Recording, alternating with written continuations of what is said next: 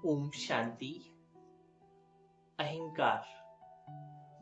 कहते हैं अहंकार पतन की जड़ है, लेकिन जब हम ब्राह्मण जीवन में आ जाते हैं और बाबा के बच्चे बन जाते हैं तो हमें सूक्ष्म रूप से अहंकार का प्रवेश झेलना पड़ता है। आज हम 10 सूक्ष्म अहंकारों की चर्चा करेंगे कि ब्राह्मण जीवन में ये कब प्रवेश कर जाए। इन 10 अहंकारों से सावधान हो जाए। पहला अहंकार, ज्ञान का अहंकार।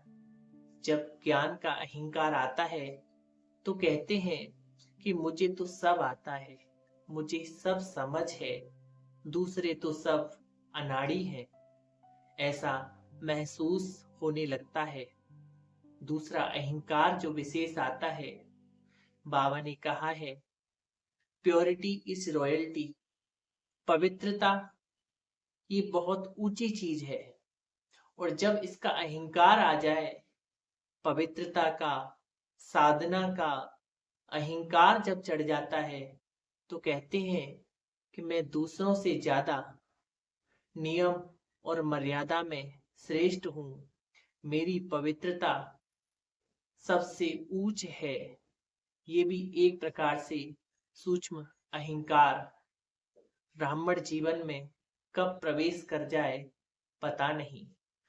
तीसरा जो विशेष सूक्ष्म रूप से अहंकार आता है, सेवा का।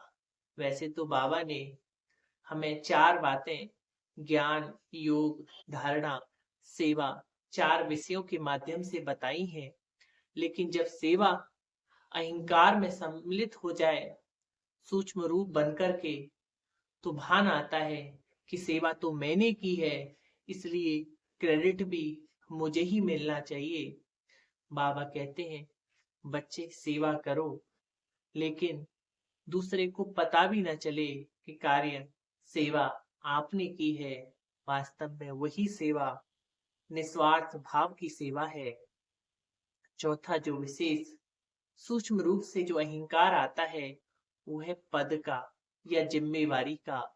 जो पद आपको मिला है, जो जिम्मेवारी आपको मिली है, बस उसको ऐसे नहीं समझना कि मैं इस स्थान पर, इस संस्था में, इस विश्वरीय विश्वविद्यालय में मैं इस उच्च स्थान पर हूँ। ये अहंकार भी हमें पतन की ओर ले जाता है। पांचवा जो अहंकार आता है संकल्पों का, कि मैं जो सोचूं वही सबसे उत्तम है और बाकी तो सब गलत है। छठवां जो अहंकार है वो है व्यक्तित्व का, प्रतिभा का। मेरी आवाज, मेरी प्रतिभा, मेरा व्यक्तित्व ये डूब ले जाता है। सातवां जो अहंकार है वो है पुण्य का।